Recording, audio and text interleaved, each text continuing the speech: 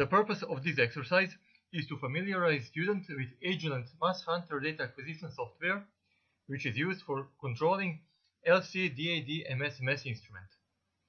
The software window consists of several panes: main menu and toolbar, system diagram, instrument actuals, real-time chromatogram and spectrum plot, method editor, and worklist editor. Depending on the current activities, these panes can be shown or hidden using the appropriate buttons to reduce the clutter. Before activating the modules, we need to set up their parameters. All analysis parameters are saved as method files and can be recalled at any time. The method is entered using the method editor pane, and now we will go through the most important parameters. The Properties tab allows user to enter a description of the method. ALS tab allows for setting of sample injection parameters. It consists of several sub-tabs. In ALS Setup tab, we can define injection type, so simple injection or advanced injector program, or injection with needle wash, that is most commonly used. In here we can enter the injection volume in microliter, for example 1 microliter.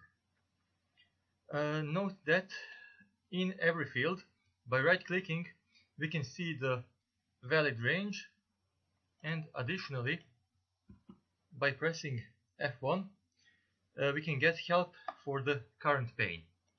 It should also indicate the position of vial with solvent that will be used for washing the outside of the needle after drawing the sample but before the injection. We typically use vial at position 1. Alternatively, we can use the flush port. Then the needle will be flushed by a flow of solvent placed into a designated reservoir.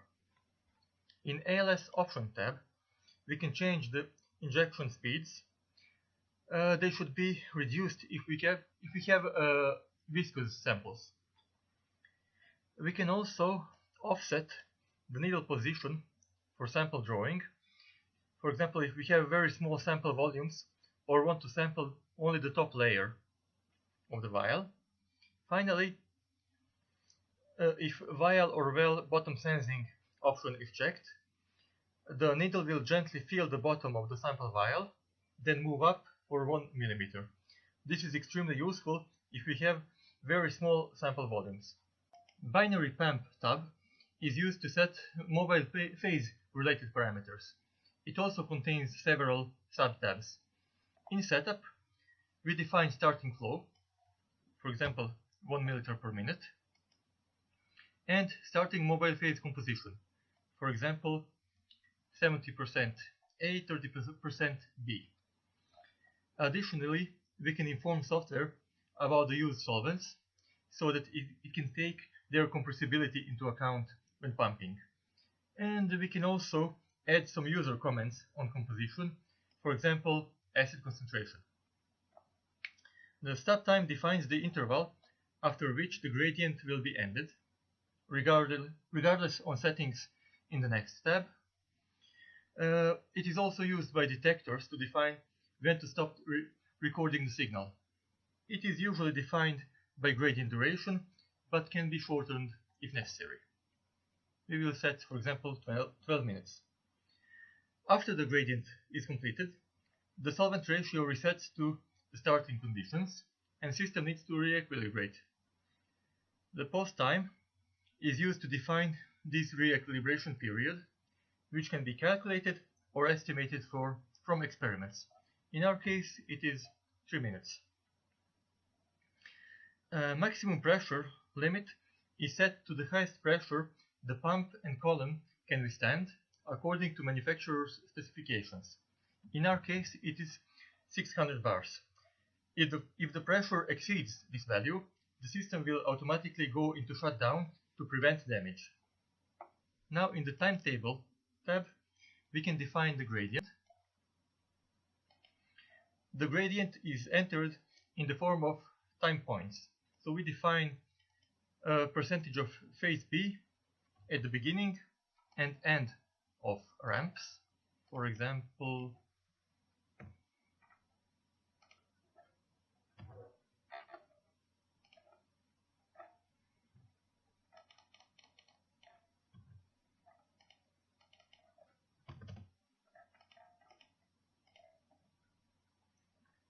so in this case, the gradient will start from 30% B, increase to 70% in 7 minutes, then increase to 100% in additional 5 minutes. We can also keep it constant for, say, additional 1 minute, if we want. In Options tab, we can say the software to take into account the solvent's compressibility when pumping. We can also ask it to record mobile phase composition, flow, pressure, and so on, alongside the chromatograms, which can be useful for troubleshooting. And finally, we can set up the maximum flow gradient. In our case, it is 0.1 milliliter per minute. It means that if we set 1 milliliter per minute flow and turn the pump on, it will not immediately start pumping at 1 milliliter per minute, which would cause a pressure spike and could potentially disturb the stationary phase, but instead it will slowly, continuously increase it at the rate of 0.1 milliliter per minute. So it will take a total of 10 minutes to reach this defined flow. Column tab allows for setting up the thermostats. In our case, the left thermostat is used for mobile phase preheating and column heating, while the right one is used for thermostating the column effluent to the same temperature as detector cell, DAD, to prevent signal ripples. So we set the left temperature to 50 degrees and the right one to the same as detector cell. The ADSL tab is used to set up the diode array detector. In the Setup tab, we can define up to 8 signals to be monitored, and these signals can later be opened in data analysis software as signal A, signal B, signal C, and so on. For each signal, we can define wavelength and bandwidth. For example, 260 and 16 means the absorbance will be measured in 252 to 268 nanometers range. Additionally, we can define the reference signal wavelength and bandwidth.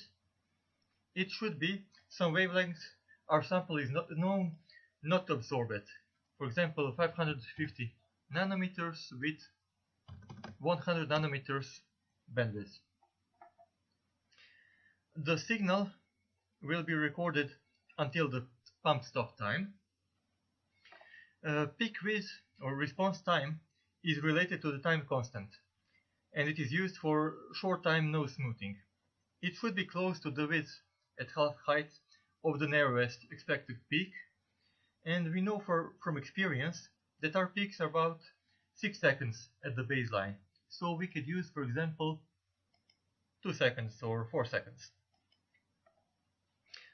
In addition to these discrete signals, DAD could also record a continuous spectrum within a defined wavelength range, for example, from 200 to 600 nanometers with 2 nanometer steps. In Options, we can indicate that the lamps need to be turned on before the analysis, as well as to ask the system to auto-balance the detector prior to each run. MSQQQ tab is used to set up the MS parameters.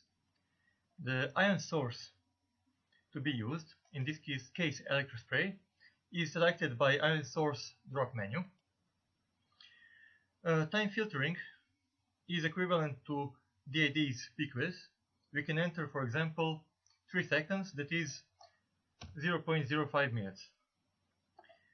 Time segments table is used to defining MS experiments to be run and their polarity. Additionally, we can choose whether the F length will actually be transferred to MS, because to reduce contamination, we can divert the effluent directly to waste whenever no peak of interest eludes. We can also select whether signals should be saved into a file. But note, MassHunter demands at least some MS signal to be recorded. So even if you're using only DAD, you have to check at least one segment with MS. If acquisition parameters, for example, modes, positive or negative, or scan types, are to be varied throughout the run, additional time segments can be added by right-clicking and selecting option Add Row. The first segment starts immediately, and for the other segments we need to define starting time. For example, from 50 minutes go into negative mode. The source panel is used for setting ion source parameters. Drying gas temperature, drying gas flow, for example 10 liters per minute, nebulizer pressure, for example 50 psi, and capillary voltage, for example 4 kilovolts. These values are selected based on mobile phase flow and composition. Generally, the higher flows and less volatile mobile phases require more intense desalination, so higher temperature, higher flow, higher pressure. In chromatogram and instruments panel, we can define additional signals that will be shown in the real-time plot. I usually monitor only the MS signal, either total ion chromatogram or base peak chromatogram, one or more UV signals, and pressure and mobile phase composition.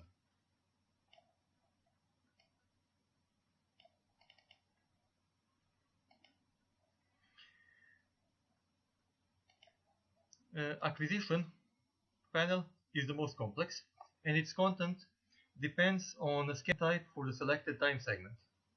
For example, if we select MS2 scan, we are asked to enter starting and ending M/Z, as well as fragmentary voltage and scan time. If we select MS2 sim, we only enter M/Z of the ion to be monitored, and of course fragmental voltage and scan time. If we select multiple reaction monitoring, we enter precursor ion and product ion M/Z values, as well as fragmental voltage, collision energy, and scan time. Note that if we select any of the scan types, so MS2 scan, product ion scan, precursor ion scan, neutral loss or neutral gain, only up to 4 scan segments will be allowed for any given time segment. For other modes, such as SIM or MRM, that limitation does not exist. After we completely set up the method, we can save it by file save as method.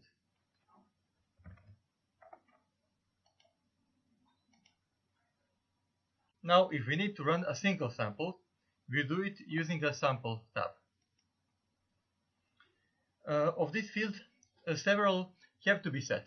First, sample position indicate its coordinates in the autosampler tray. So the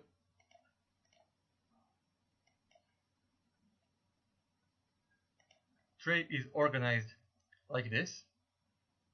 We have 2 plates with enumerated rows and columns. So we have position 1A1, 1A2, 1B3, and so on.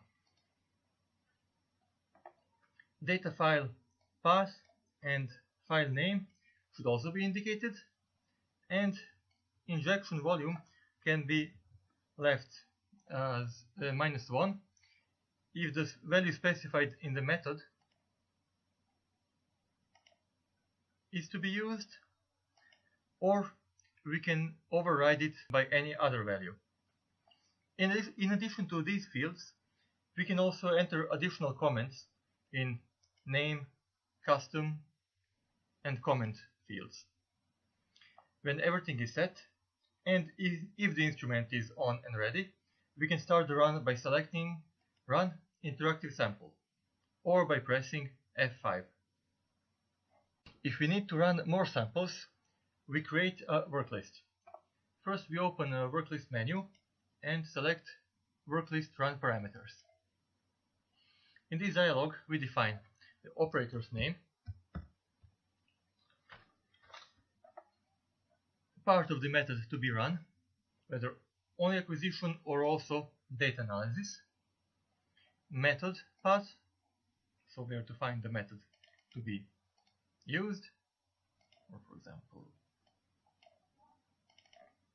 here, the data file path, so the directory that will store the data files,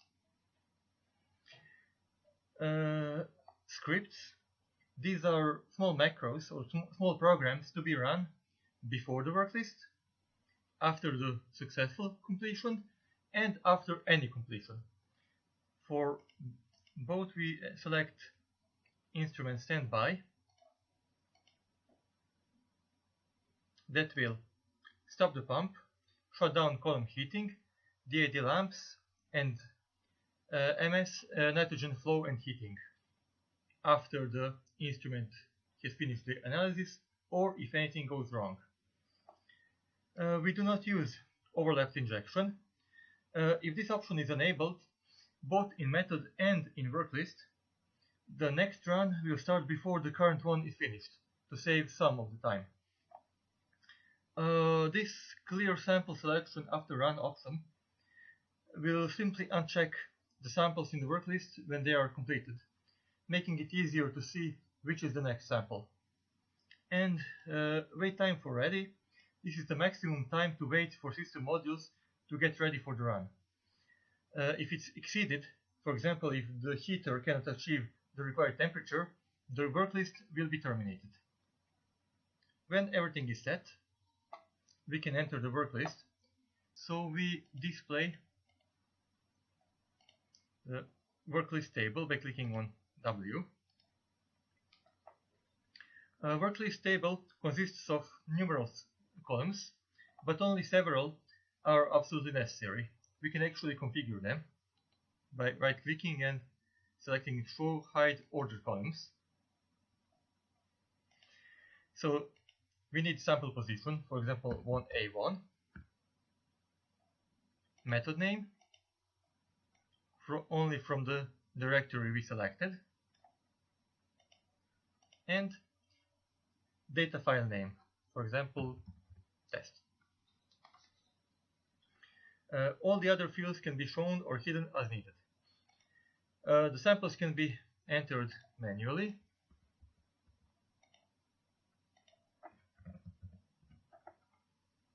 one by one, by using add sample or insert sample, or they can be added in series by add or insert multiple samples. For example, we can add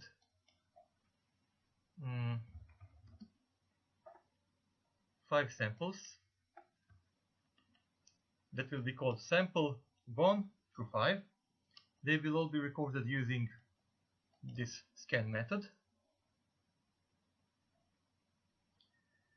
And the positions will be from B1 to B5. And the samples are automatically added, and we can edit some details if we need it. Note that these parameters can also be directly pasted from, for example, Notepad or Excel. When everything is set, we can save the worklist, and if the instrument is on and ready, we can start the run by selecting Run Worklist, or simply by pressing F4. So in addition to method and worklist editor, we have several other important panels. In the real-time plot, we can see the current chromatogram and other signals, so we can right click and change. We can display binary pump flow, mobile phase composition. We can plot signals from detectors, so we can monitor what's happening in our system. Additionally, we can display UV or MS spectrum of the current element. In the system field, we actually have several fields. Instrument actuals can be used for displaying various diagnostic parameters. So for each module, we have a wide array of parameters to be selected, and they can be useful for diagnosing whether or why the system is not ready, if something is wrong, and so on. These two buttons, on and standby, are used to manually turn on or off all the modules at the same time. And here in the system diagram, we have some additional settings for each module. For example, for autosampler, we can configure the type of plates. For example, if we don't have a standard 45 vial plates, but we want to use 96 well plates, we can configure it here, and then the instrument will know how to position the autosampler correctly.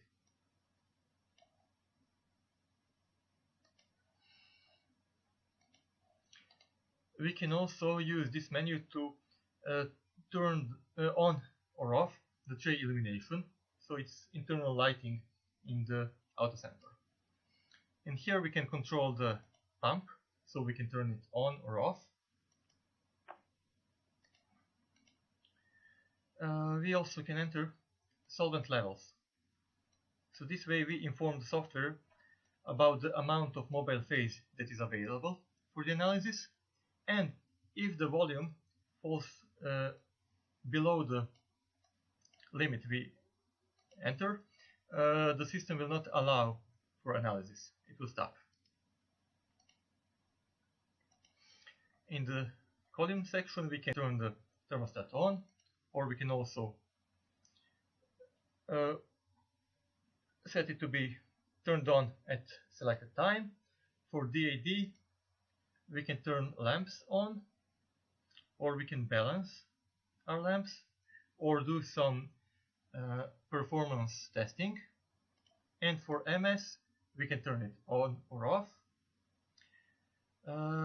We can switch the flow to MS or to waste, and we can vent the instrument, which is the operation necessary before shutting the entire instrument down for some maintenance operation or for just prolonged idle.